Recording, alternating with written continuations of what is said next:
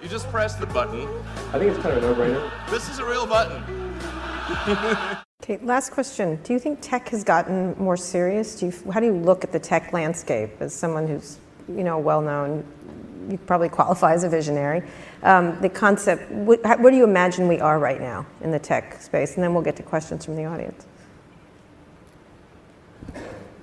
I think there's a lot of innovation happening in many different areas. The advancements in AI, I think, are quite astonishing. The advancements in genetics are amazing. So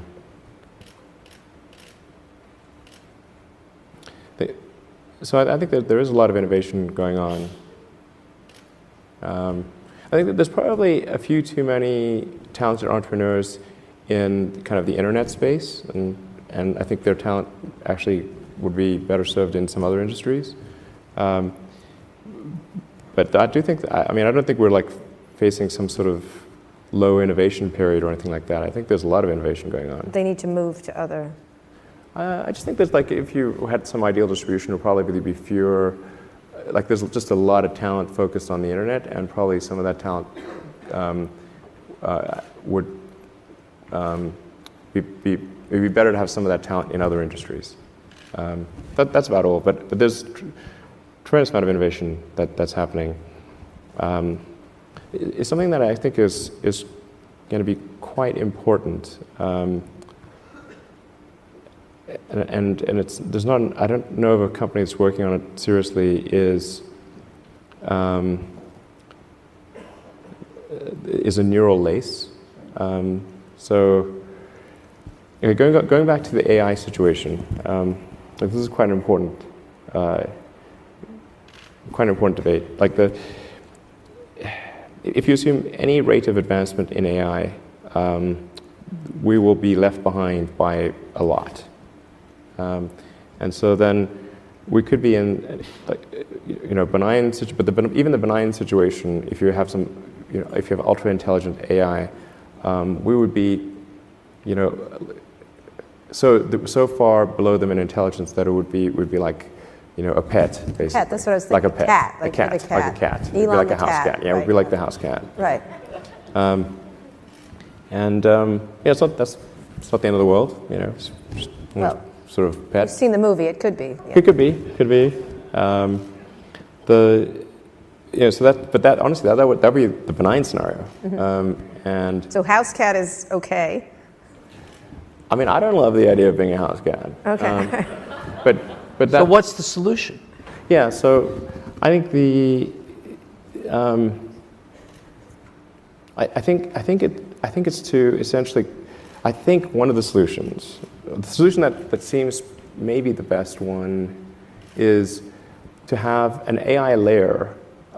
If you think of like you've got your limbic system, your cortex, and then a digital layer, sort of a third layer above the cortex, that could work well and symbiotically with you. Just as your cortex works symbiotically with your limbic system, your sort of a third digital layer could work symbiotically with the rest. This is something that's surgically inserted or bred into the species, or what? The fundamental limitation is input-output. So we already have, we're already a cyborg. It's just that, you have a digital version of yourself or partial version of yourself online in the form of your emails and your social media and all the things that you do. And you have basically superpowers in that with your computer and your phone and the applications that are there. You have more power than the President of the United States had 20 years ago. That you can answer any question, you can video conference with anyone anywhere, you can send a message to millions of people instantly. You can just do incredible things. But the constraint is input-output. So we're I/O bound, particularly output bound. Your output level is so low. It's like, particularly on a phone, like your two thumbs just sort of tapping away. This is ridiculously slow. Our input is much better because we have a high bandwidth visual interface to the brain. Like our eyes take in a lot of data. So there's many orders of magnitude difference between input and output. So mostly, effectively merging in a symbiotic way with digital intelligence revolves around eliminating the I/O constraint. So it'd be some sort of direct cortical interface. And you called it a neural lace? Neural lace, yeah. It's totally not Google Glass, right? No, I'm talking about something no, but it's which... like you wear it? Or you... No, I mean, it would be... I mean, there are a few ways to approach this, but some sort of interface directly with your cortical neurons particularly.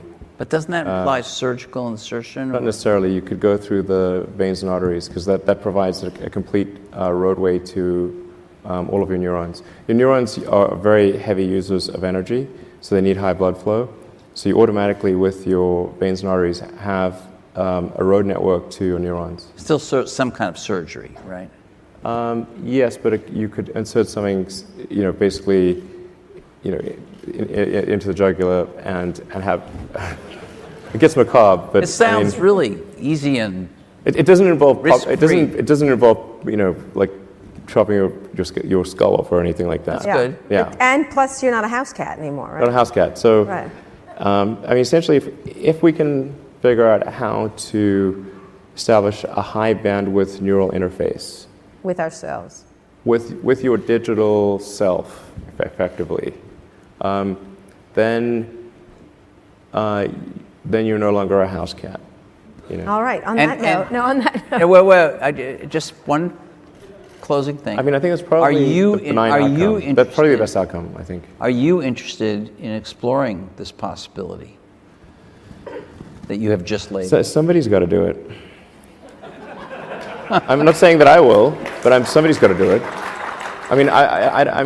So somebody should do it, and if somebody doesn't do it, then I think I should probably do it. But and the goal of this is to prevent there being an external AI, particularly one controlled by a small group of people that could be so much more powerful and intelligent than we are that the house cat it would be godlike in its situation capability. occurs. Yeah. Well, this has been really cheerful. Thank you. Yeah. But if we can establish... I was worried about asteroids at the beginning of this. Asteroids are a low probability existential threat on the time scale that's relevant to us. Okay. This is different. Artificial intelligence. It's something that you and I have as a shared interest, and it's something that our audience is interested in as well. The question here is, a lot of experts in AI don't share the same level of concern that you do about the dangers of AI. Fools. What Famous last words. What specifically do you believe that they don't?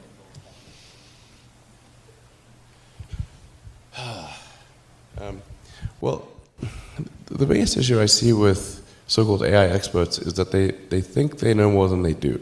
And they think they're smarter than they actually are. In general, we are all much smarter than we think we are, but much less smart, dumber than we think we are, by a lot. So this tends to plague smart people. They just can't.